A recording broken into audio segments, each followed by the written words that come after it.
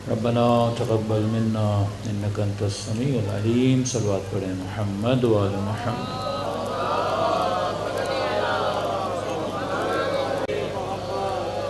مسلسل عرض کر رہے ہیں کوئی بھی رونا ہو انسان کو اچھا نہیں لگتا. تو کوئی کہے کہ میری مثلا خدا نہ خواستہ والدہ دنیا سے جائے تو وہ رونا مجھے نصیب ہو. لیکن یہ دنیا کا واحد رونا ہے جس کے لیے انسان چاہتا ہے کہ میں بار بار گریہ کروں. دنیا کا ہر رونا انسان کو بے سکون کرتا ہے. یہ واحد رونا ہے کہ غم حسین پہ رونے کے بعد خدا انسان کو سکون عطا کرتا ہے. یہ وہ کشش تھی جو پروردگار عالم نے ذکر امام حسین میں رکھی. یہ وہ جاذبہ تھا جو خدا نے فرش عزائے حسین میں رکھا. اب سوال یہ ہے کہ خدا نے یہ جاذبہ رکھا کیوں؟ اصلاً شیعہ اس قدر ذکر امام حسین کرتے کیوں ہیں؟ مسلمان جاتا ہے حج کے اپنے ارکان ہوتے ہیں، اپنے اعمال ہوتے ہیں. اس طرح سے طواف کرنا ہے، یہ سعی ہے، یہ صفا ہے، یہ مروہ ہے. اسی طرح سے خدا نے حسین کے عزاداری کے ارکان رکھے ہیں. کسی شخصیت کا ذکر اس طرح ارکان کے ساتھ نہیں ہوتا.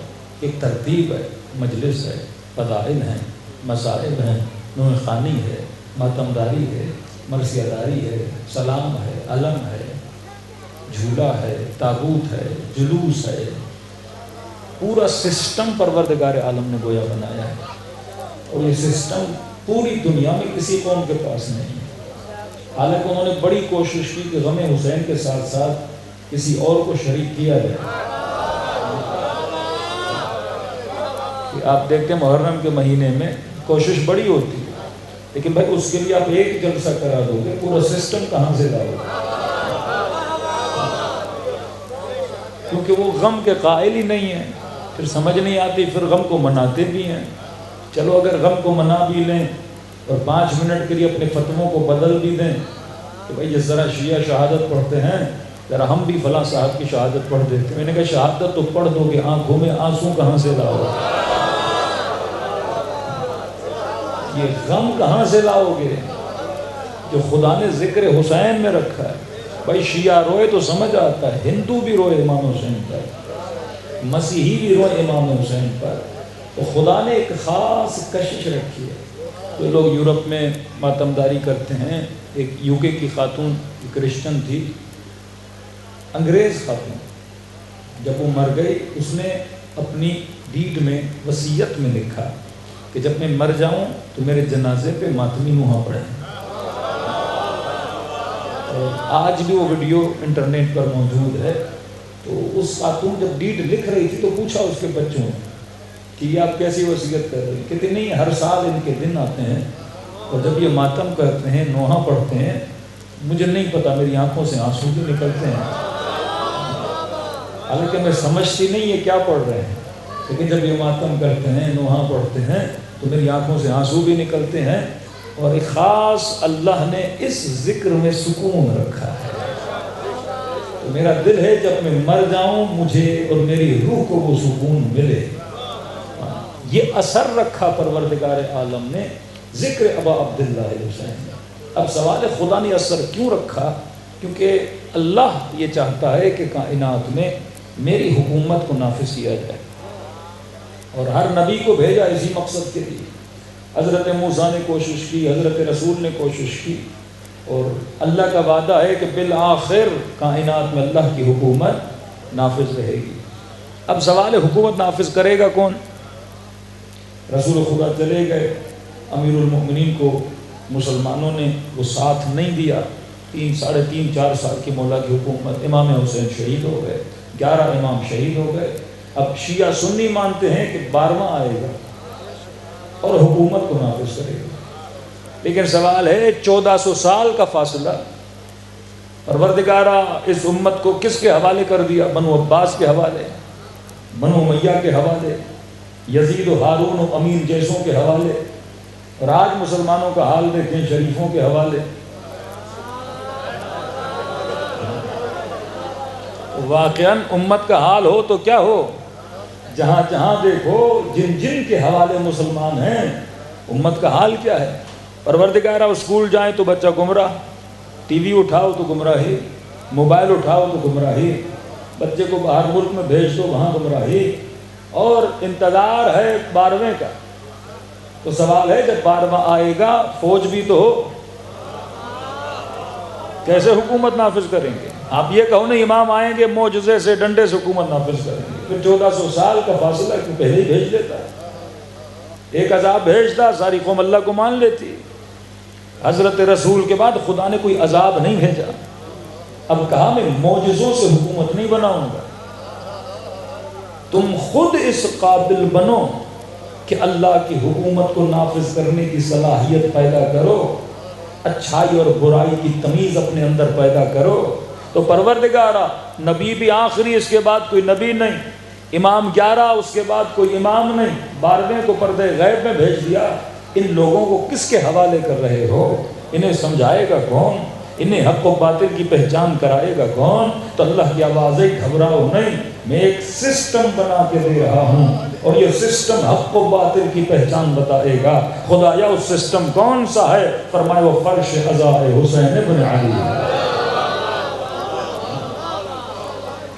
آج یہ فرش عزا ہے جو نسلوں کو بہادر بھی بنا رہا ہے، آج یہ فرش عزا ہے جو حق و باطل کی پہچان بھی کروا رہا ہے، آج یہ فرش عزا ہے۔ حالانکہ جتنی امت ہے آپ دیکھیں، امت کو نہیں پتا کہ حق کیا ہے باطل کیا ہے۔ امت نے تو کہہ دیا کہ حاکم کوئی بھی ہو اس کی اطاعت کیا ہے؟ واجب ہے۔ یہ تو امام حسین نے فرمایا اور سمجھایا کہ مثلی لا یبایع مثل یزید، حسین جیسا کبھی یزید جیسے کی بیعت نہیں کر سکتا۔ تو کربلا نے 2 نظریے بنائے، ایک وہ مسلمان جو ہر ایرے غیرے کو ماننے کے لیے تیار تھا، ایک حسین نے فکر دی کہ تم ہر کسی کو ماننے کے لیے تیار نہ ہونا، دیکھنا اس کی سیرت کیسی ہے، دیکھنا اس کا حسب کیسا ہے، دیکھنا اس کا نسب کیسا ہے، دیکھنا محمد کی سیرت پہ چلنے والا ہے کہ نہیں، دیکھنا علی کے کردار پر چلنے والا ہے کہ نہیں۔ جب چیزوں کو دیکھ لو، امام نے فرمایا پھر اسے رہبر بنانا، پھر اسے لیڈر بنانا۔ ارے 2 رکعت نماز بغیر عادل پیش امام کے اللہ قبول نہیں کرتا۔ 2 رکعت نماز آپ نے پڑھنی ہے۔ کئی بیچارے اہل سنت کے نمازیوں کو دیکھ کے ہمارے شیعہ جوان کہتے ہیں مولانا ہمارے یہاں ایسا کیوں؟ میں نے کہا کیسا؟ کہ ہم رستے میں جاتے ہیں، لاہور سے سکھر جاتے ہیں، سکھر سے اسلام آباد جاتے ہیں، تو آپ نے دیکھا ہوگا کہ ہمارے مسلمان بھائی جب وقت نماز ہوتا ہے کوئی بھی آگے کھڑا ہو جاتا ہے اور اللہ اکبر کر کے نماز شروع ہو جاتی ہے۔ کہ مولانا ہم 4-5 شیعہ جاتے ہیں، ہر بندہ الگ پڑھتا ہے، ہمارے یہاں بھی تو ایسا ہو، 10 لوگ ہیں 7 لوگ ہیں، کوئی آگے کھڑا ہو جائے نماز پڑھائے۔ میں نے کہا یہی تو فرق ہے ہم میں اور ان میں، ہم ہر کسی کو آگے کھڑا کرتے ہی نہیں۔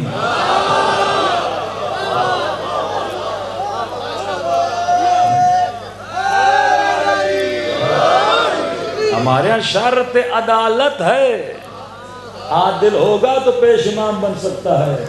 ارے جب 2 رکعت نماز کے لیے غیر عادل کو شیعہ سسٹم برداشت نہیں کرتا تو غیر عادل کو امام کیسے بنا دے اور اسے امام کیسے ماننے کے لیے تیار ہوگا؟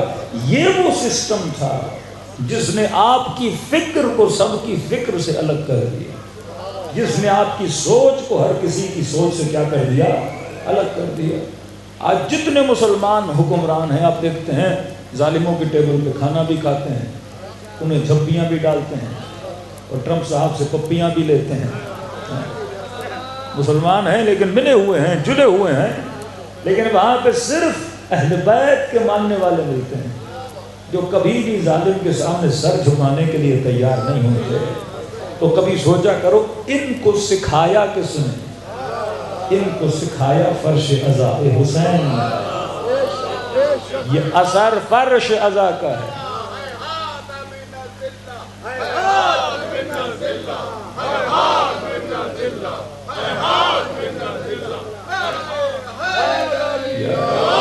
یہی نعرہ کہ ذلت کی زندگی سے عزت کی موت بہتر ہے۔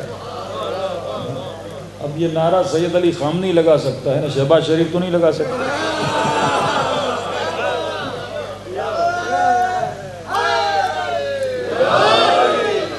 یہ تربیت جن کو دی جاتی ہے وہ ایسی باتیں کرتے ہیں۔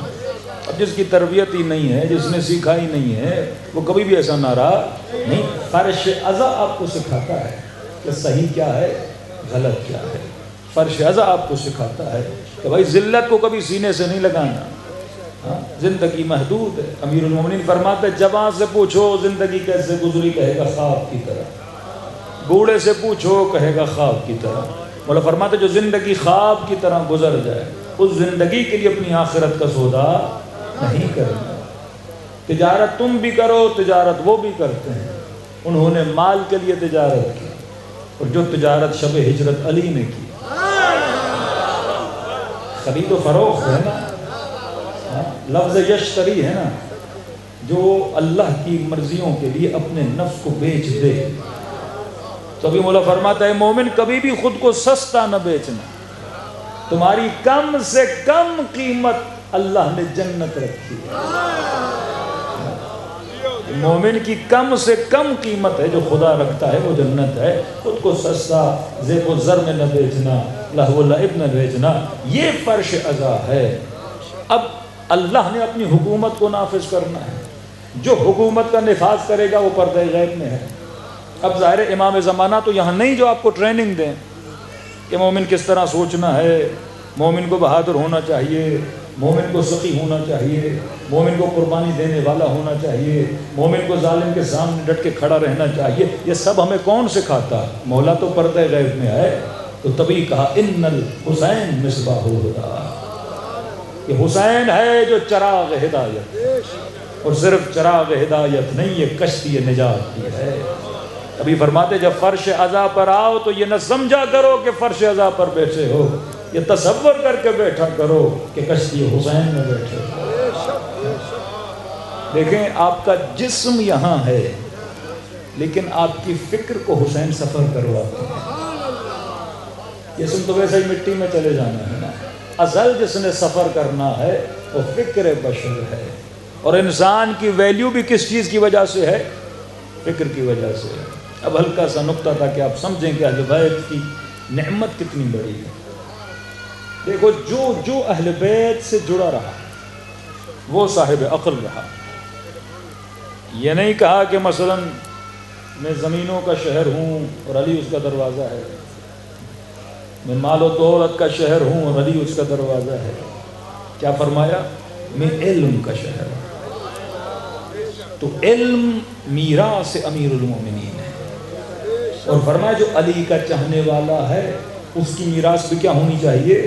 علم ہونی چاہیے.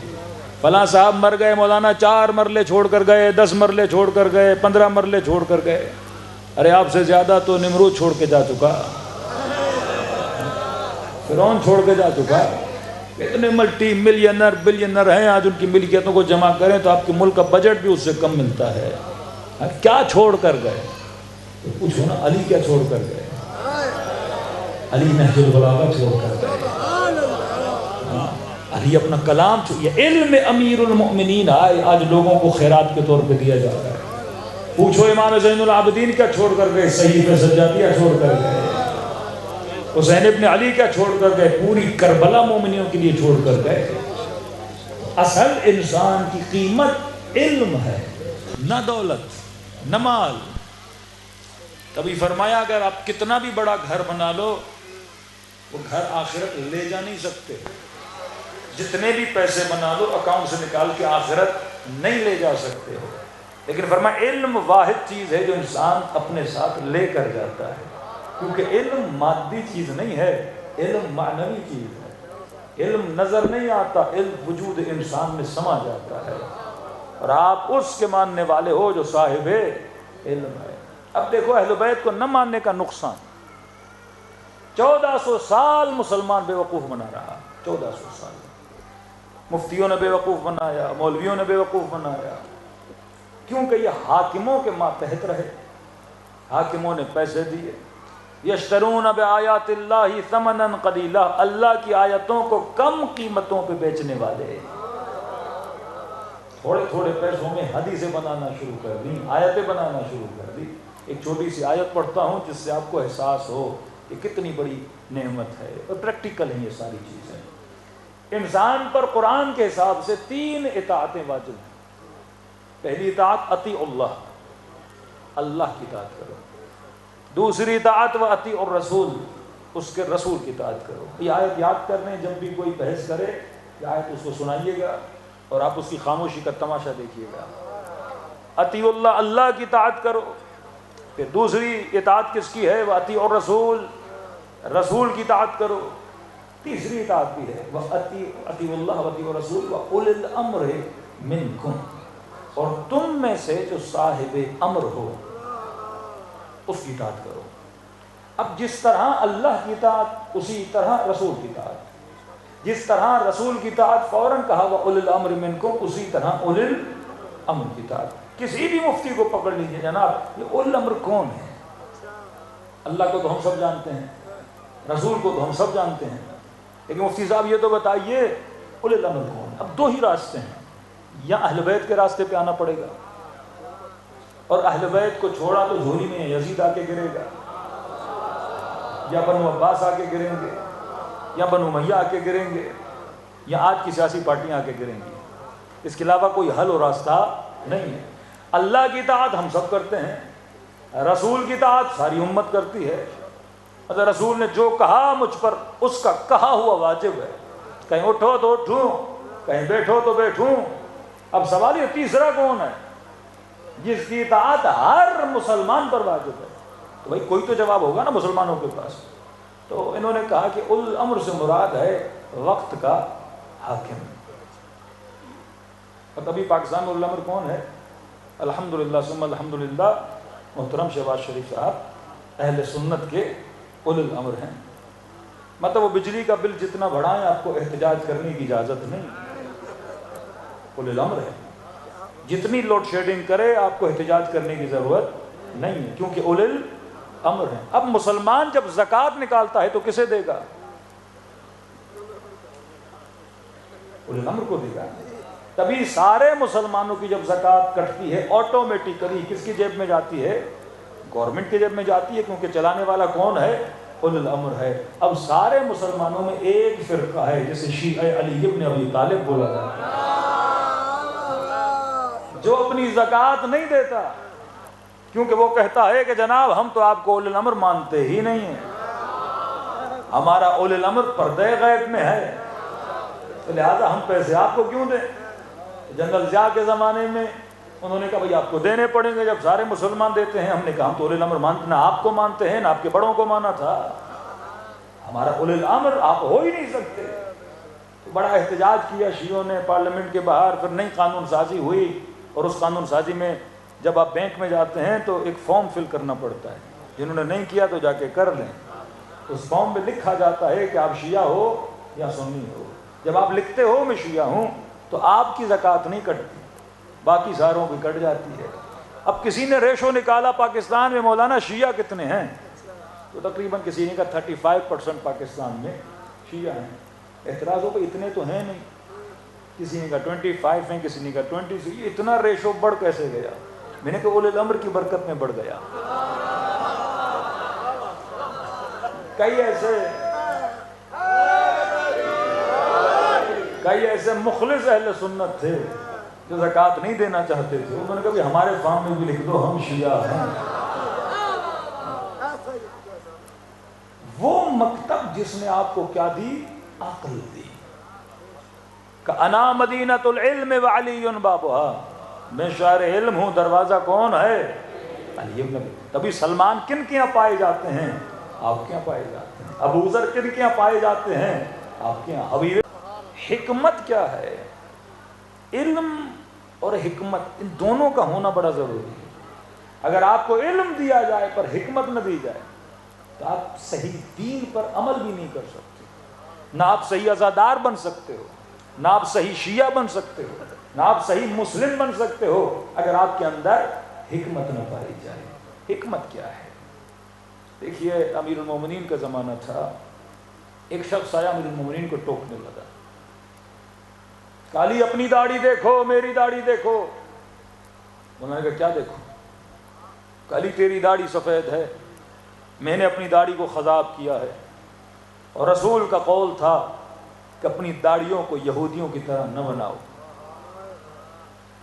تو لہٰذا ہم سارے مسلمان داڑھی کو رنگ کرتے تھے. دیکھو بڑے بڑے مفتی داڑھی کو مہندی لگا دیتے ہیں, لال وال کرتے ہیں, کہتے ہیں یہ کس کی سنت ہے؟ رسول کی سنت ہے, کیونکہ رسول نے کہا اپنی داڑھیوں کو یہودیوں کے نہ کرو. یہودی داڑھی کو رنگ نہیں کرتا تھا, مسلمانوں کو رسول نے کہا رنگ کرو. مولا علی سے دیکھنے لگا اب یہ کسے سکھا رہا ہے؟ جو باب مدینۃ الحکمہ ہے. مولا علی کا جواب دینے سے پہلے ذرا ایک ٹچ دوں تاکہ آپ سمجھ لیں. ہمارے جتنے برادر ہیں سنت ہیں وہ شلوار ٹخنوں سے اوپر رکھتے ہیں. کبھی سوچا کیوں؟ وہ بھی نہیں سوچتے کیوں, وہ بھی نہیں سوچتے, بس کہتے رسول خدا نے کہا کہ شلوار ٹخنوں سے اوپر ہونی چاہیے. حالانکہ نبی کے زمانے میں شلوار تھی ہی نہیں. آج بھی دبئی جائیں, یو اے ای جائیں, قطر جائیں, سعودیہ جائیں, عرب شلوار نہیں پہنتا, جبہ پہنتا ہے, نیچے کوئی ہاف دھوتی ٹائپ چیز پہنتا ہے. پہلے زمانے میں یہی تھا, شلوار تو وہ پہنتے ہی نہیں تھے. یہ کہانی کہاں سے نکلی؟ ٹخنوں سے اوپر. ہم کیے جا رہے ہیں لیکن ہمیں حکمت کا نہیں پتا. مومن نماز پڑھے حکمت کا پتہ نہ ہو, کیونکہ جب حکمت کا نہیں پتا تو آپ اس چیز پہ توجہ بھی نہیں دو گے نا. خاتون حجاب نہ کرے حکمت کا نہیں پتا, مومن عبادت نہ کرے حکمت کا نہیں پتا. ہم صبح سے شام تک ماتم کریں حکمت کا پتہ نہ ہو, عزاداری کریں حکمت کا پتہ نہ ہو, گریہ کریں حکمت کا پتہ نہ ہو, اتنا خرچہ کریں حکمت کا پتہ نہ ہو. بھائی حکمت کا پتہ ہوگا تو چیزوں کی ویلیو کا پتہ چلے گا. اس چیز کے مقصد میں کیا ہو جاؤ گے؟ کامیاب ہو جاؤ گے. لیکن اگر اہل حکمت نہیں تو کوئی فائدہ نہیں ہے نا. سلمان حکمت بھی جانتا ہے, تبھی بنا السلمان منا اہل البیت. اگر تقلیدی عقیدے ہوں کہ انسان صرف طوطے کی طرح کرتا جائے اور اسے پتہ نہ ہو کہ میں لفظ ادا کیا کر رہا ہوں, میں باتیں کرتا کیا ہوں, اس باتوں کا مقصد و ہدف کیا ہے, تو پھر نہ اس نماز کا اتنا اثر ہوتا ہے نہ ذکر کا اتنا اثر ہوتا ہے. وہ ذکر ہی کیا جس ذکر میں فکر نہ ہو. ذکر کامیاب تب ہوتا ہے جب انسان منزل فکر پہ پہنچے. صلوات پڑھے محمد و آل محمد.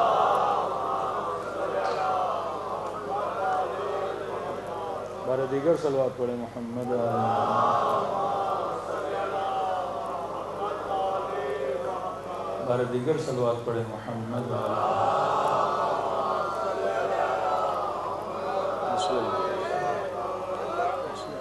بارہ دیگر صلوات پڑھے محمد.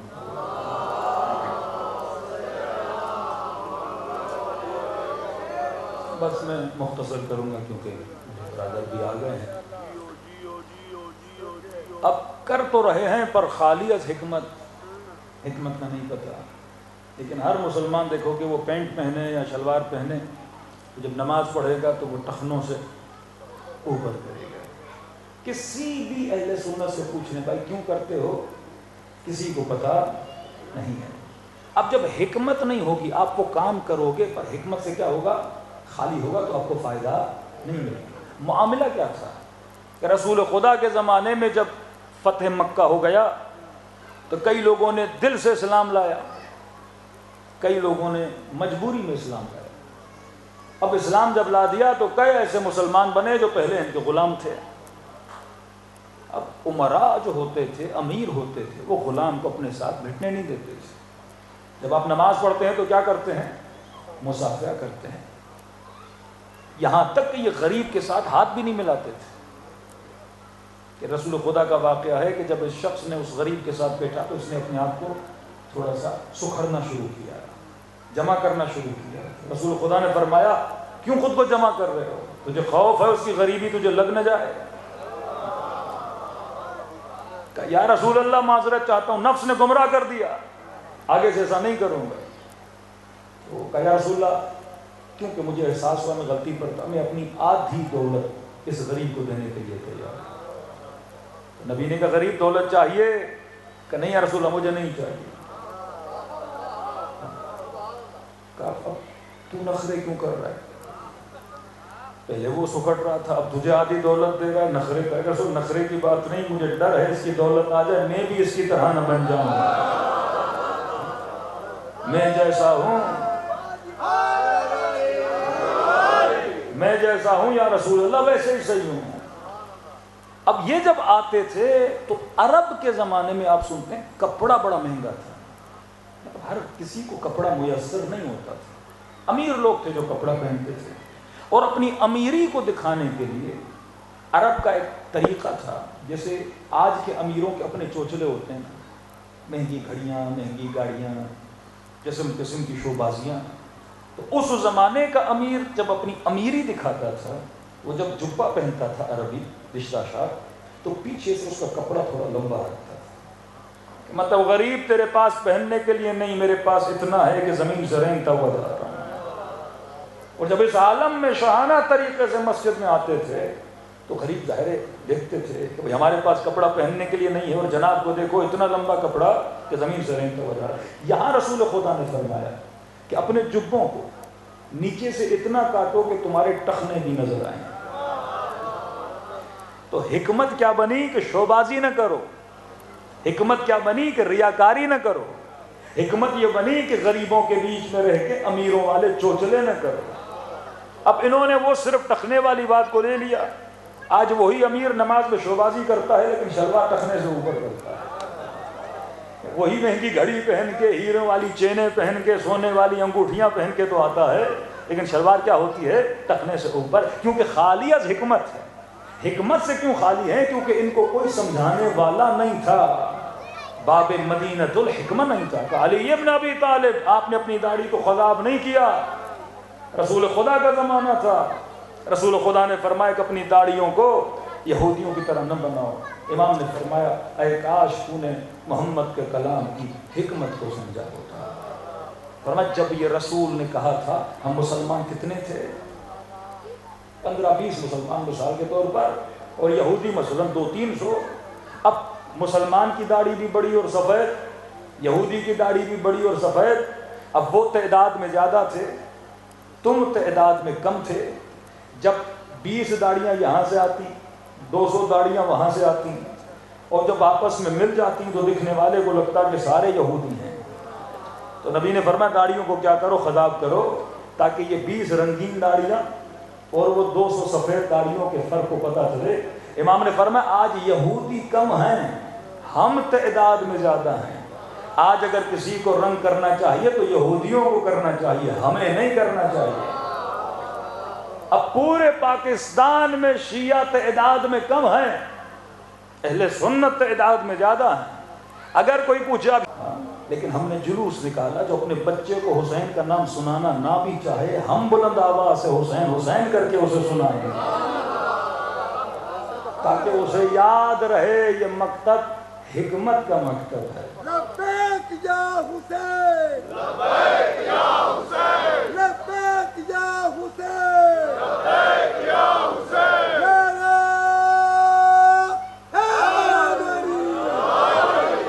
یہ مکتب میرے عزیز حکمت کا مکتب ہے۔ انشاءاللہ تفصیل میں ہم کل جائیں گے، وقت بہت ہو چکا۔ اہل بیت نے جس کو بھی اپنے در پہ بلایا، عقل کے ذریعے سے بلایا، حکمت کے ذریعے سے بلایا۔ امیر المومنین نے جب بھی خود کو منوایا تو دلائل کے ذریعے سے منوایا۔ جب تیسرے خلیفے کا انتخاب ہو رہا تھا تو امیر المومنین کے کلام سنے کہ مولانا اپنی افضلیت میں جو کلام پڑھا ہے باقاعدہ استدلال کیا ہے کہ تم علی کو چھوڑ کے کس کی طرف جا رہے ہو۔ حسب کے اعتبار سے دیکھو تو یہ افضل ہیں، نسب کے اعتبار سے دیکھو تو یہ افضل ہیں، علم کے اعتبار سے دیکھو تو یہ افضل ہیں، شجاعت کے میدان میں دیکھو تو یہ افضل ہیں، بیٹوں کے اعتبار سے دیکھو تو علی جیسے بیٹے کسی کے نہیں۔ ہر میدان میں کبھی آپ بہت کم دیکھو گے کہ لوگ شیعہ ہونے کے بعد پلٹ کے کسی اور مکتب میں جائیں، کیونکہ جسے کمال مل جاتا ہے پھر وہ زوال کے پیچھے نہیں جاتا۔ لیکن آپ بہت دیکھو گے جو وہاں سے چھوڑ کر یہاں آتے ہیں، یہ بلندی ہے، اور جب بلندی پہ پہنچتے ہو تو یقیناً ثواب بھی بہت ہے، اور پھر بلندی سے گرنے کا درد بھی بہت ہے۔ تو کوشش کیا کرو کہ کبھی دامن اہل بیت ہاتھوں سے چھوٹ نہ پائے۔ ملتا ہے، کوفے کا تاجر تھا، تجارت پہ گیا، واپسی جب کوفے آ رہا تھا، اسے تجارت میں بڑا نقصان ہوا۔ ایک بیٹی تھی اس کی، کہتے جب گھر پہنچا اتفاق سے بیوی صحن میں بیٹھی تھی، مجھے دیکھا، بیٹی دوڑی آئی، گلے سے لگایا۔ بیوی نے پوچھا شوہر کچھ کما کر لائے کہ نہیں؟ شرمندگی سے سر جھکایا۔ میں نے کہا کمانے تو گیا تھا لیکن مجھے نقصان بہت ہو گیا۔ تو کہا گھر میں فاقے پڑے ہوئے ہیں، کھانے کے لیے کچھ نہیں۔ تو اس نے کہا کوئی بات نہیں، کسی نے کسی سے تھوڑا بہت پیسے قرضے پہ لے کے سلسلے کو چلائیں گے۔ اس نے کہا تجھے نہیں پتا کوفے میں اکثر مرد یہاں سے جا چکے ہیں؟ کہاں جا چکے ہیں؟ کہ وقت کے حاکم نے اعلان کیا ہے کوئی باغی آیا ہے، جو بھی اسے قتل کرے گا قتل میں شریک ہوگا، جس کے پاس بھی گھوڑا ہے تلوار ہے، تلوار کے وزن کے مطابق سونا دیا جائے گا۔ کہ جلدی کرو اٹھو۔ کہتا میں نے جلدی گھوڑا لیا کہیں دیر نہ ہو جائے۔ پوچھتے دوڑتا کربلا کے میدان میں پہنچا۔ اب کہتا جب پہنچا تو گویا یہ شام غریبہ کا وقت تھا۔ میں نے دیکھا کہ ہجوم نے ایک شخص کو ہمارے اطراف میں گھیرا ہوا ہے، کوئی تیر مارتا ہے، کوئی نیزہ مارتا ہے۔ کہتا میں نے دیکھا جیسے کچھ بھی نہ ملا نا وہ پتھر اٹھا کے مارتا ہے۔ کہتا میں نے سوچا میں کیوں پیچھے رہ جاؤں، امیر سے نام لینا ہے۔ باغی کا مطلب جو اسلام سے نکل چکا ہے۔ کہتا میں بھی آگے بڑھا، میں نے پتھر لیا اور جب مارنے لگا تو میں نے 5 منٹ سوچا کرے جس نے باغی کہا ہے وہ خود بھی نیک نہیں ہے، دیکھوں تو صحیح ہے کون ہے جیسے لوگ مارتے ہیں۔ کہتا جب غور سے دیکھا تو نورانی چہرہ، ماتھے پہ سجدے کے نشان۔ میں نے کہا اتنا بڑا نمازی تو باغی نہیں ہو سکتا۔ پھر کہا چند قدم آگے بڑھتا ہوں، اسے سلام کرتا ہوں، اگر جواب دیا تو مسلمان ہے۔ چند قدم آگے بڑھا، میں نے کہا السلام علیک ایھا الشیخ الکبیر، اے بوڑھے تجھ پر میرا سلام ہو۔ کہ یہ کہنا تھا، اس نے میرا نام لے کر کہا وعلیک السلام۔ کہ یہ سننا تھا، پریشان ہوا ان کو میرے نام کا کیسے پتا؟ میں نے کہا آپ کو میرے نام کا کیسے پتا؟ تو کہا مجھے دیکھ کر کہا کہ خط بھی خود لکھتے ہو، پتھر بھی مارنے آتے ہو۔ میں نے کہا میں نے آپ کو کوئی خط نہیں لکھا۔ کہ تم نے حسین ابن علی کو خط نہیں لکھا تھا؟ اب تصور کریں کوئی عاشق امام ہو اور نہ چاہتے ہو اپنے ہی امام کو پتھر مار رہا ہو، اس انسان پہ کیا گزرے گی؟ میں نے کہا ہاں میں نے اپنے مولا کو لکھا تھا، میں نے حسین ابن علی کو لکھا تھا، آپ کیوں کہہ رہے ہیں آپ کو خط لکھا؟ کہ حسین کو دیکھ بھی رہے ہو اور پہچان بھی نہیں رہے ہو۔ کہ اتنا سننا تھا، وجود پہ لرزہ طاری ہوا، جا کے مولا کے قدموں میں گرا۔ ابا عبداللہ واللہ مجھے نہیں پتا تھا، مولا خط لکھا، میں تجارت پہ نکل گیا، کیا ماجرا ہوا کیسے ہوا مجھے علم نہیں ہے۔ میں نے کہا مولا میری جان حاضر ہے، کچھ بھی ہو اپنی جان کو آپ کو قربان کروں گا۔ کہ انگلی سے اشارہ کیا، حکم دے کے کہہ رہا ہوں جتنا جلدی ہو سکے میری کربلا سے باہر چلا جا۔ میں نے کہا مولا اس حال میں آپ کو چھوڑ کے چلا جاؤں؟ اور میں کہہ رہا ہوں جتنا جلدی ہو سکے، تمہارا نام شہداء کربلا میں نہیں ہے۔ کہتا حکم کی تعمیل کرتے ہوئے روتا ہوا پیچھے ہٹتا گیا، ابھی تھوڑا آگے گیا تھا، پھر انگلی سے اشارہ کیا ذرا میرے قریب تو آ۔ کہتا جب مولا کے قریب آیا، راوی کہتا حسین نے اپنی انگلی سے ایک انگوٹھی اٹھائی، کہتا میرے ہاتھ پہ رکھی۔ میں نے کہا مولا یہ مجھے کس لیے دے رہے ہیں؟ کہ تیری چھوٹی بیٹی ہے۔ کہاں مولا؟ فرمایا جب تو سفر پہ گیا تھا تیری بیٹی نے تجھے کہا تھا بابا میرے لیے کوئی انگوٹھی لانا۔ کہا تو بھول گیا پر حسین کو یاد ہے۔ ارے جو غیروں کے بچوں کی یادوں کو یاد رکھیں، جب اپنے بچوں پہ مصیبت آئی ہوگی تو حسین پہ کیا گزری ہے؟ دلوں کو کربلا لے جائیں، دو سلام اور جنت کو تمام۔ فرمایا اگر خلوص سے دل سے سلام کرو، خدا تجھے ثواب زیارت حسین عطا کرتا ہے۔ سب السلام علی الحسین وعلی علی ابن الحسین وعلی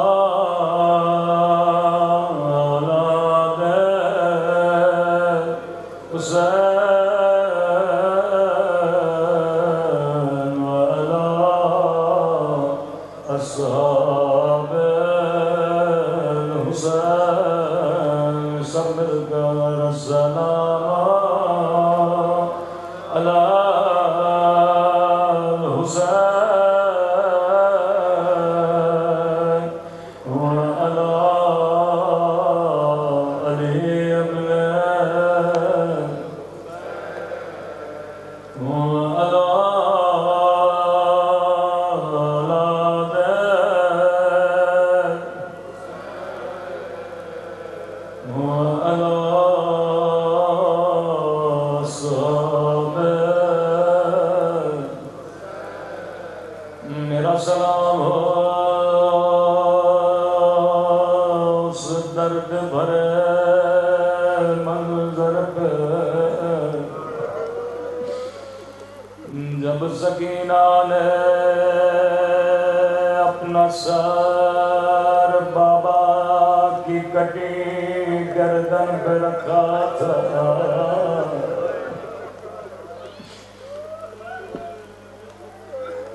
خدا کسی بچی کو بابا کا کٹا سر نہ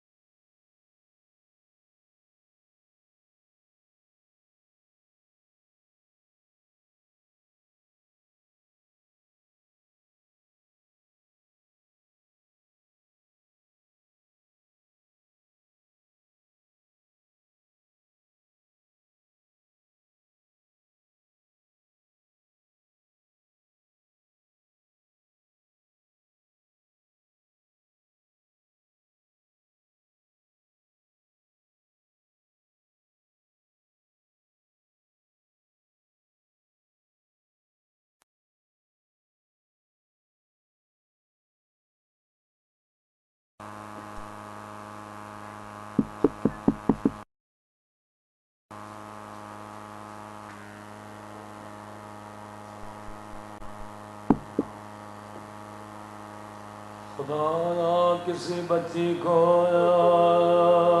بابا کا کٹا سر نہ دکھائے۔ بی بی زینب فرماتی ہے جب گودی قتل گاہ میں پہنچی، کیا دیکھا بچی نے بابا کے گلے پہ سر رکھا ہے۔ کہتی ہے میں نے بچی کو اٹھانا چاہا، کٹے ہوئے گلے سے آواز آئی ٹھہر جا زینب، میری بچی تماچے کھا کھا کر سو گئی ہے۔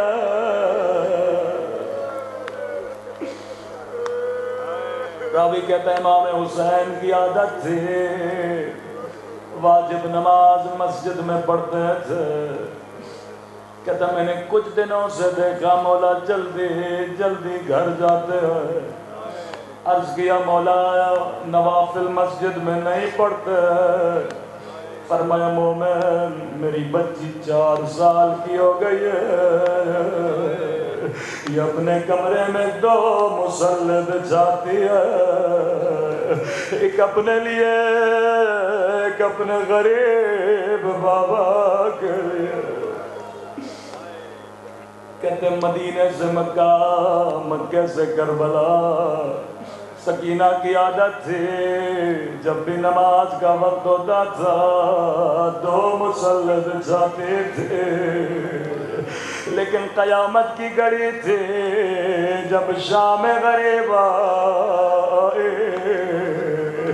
نماز عصر کا وقت ہوا، بچی نے خیمے میں 2 مصلے بچھائے۔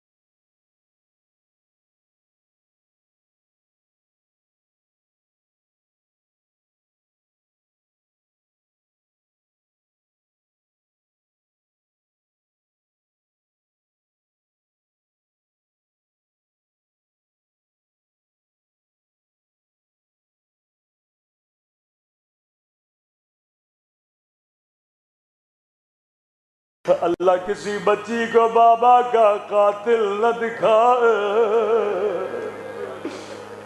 4 سالہ بچی ہے، بچی کو کیا پتا قاتل کیا ہوتا ہے. لائی نے جیسے دیکھا دوڑی دوڑی آئی ہے، سوال کرتا ہے سکینہ کس کا انتظار کر رہی ہو؟ کہتی ہے بڑی دیر گزر گئی میرا بابا نہیں آیا. لائی کہتا ہے سکینہ کیا بابا کو دیکھنا چاہتی ہو؟ اب لئی نے وہ ظلم کیا جس کی مثال تاریخ میں نہیں ملتے. کہتی ہے بڑی دیر سے بابا کا انتظار کر رہی ہو. راوی کہتا ہے لئی کے ہاتھوں میں حسین کا کٹا ہوا سر تھا، سر کو بچی کی طرف پھینک دیا. بچی بابا بابا میرا غریب وطن بابا. کہتے سر کو گود میں لیا. اب یہ میرا تصور ہے، شاید کہہ رہے ہو بابا میرا غریب بابا. بابا تیرے گردن کی رگیں کس نے کاٹے؟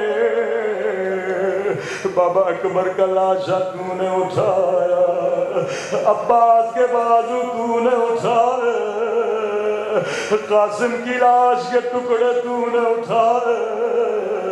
اور لاشیں اٹھا اٹھا کر تھک جانے والے میرے بابا. آیت اللہ مظاہری فرماتے ہیں، کہنے لگی بابا 4 برس تو نے مجھے اپنے سینے پہ سلایا، آجا جا سکینہ کے سینے پہ سو جا.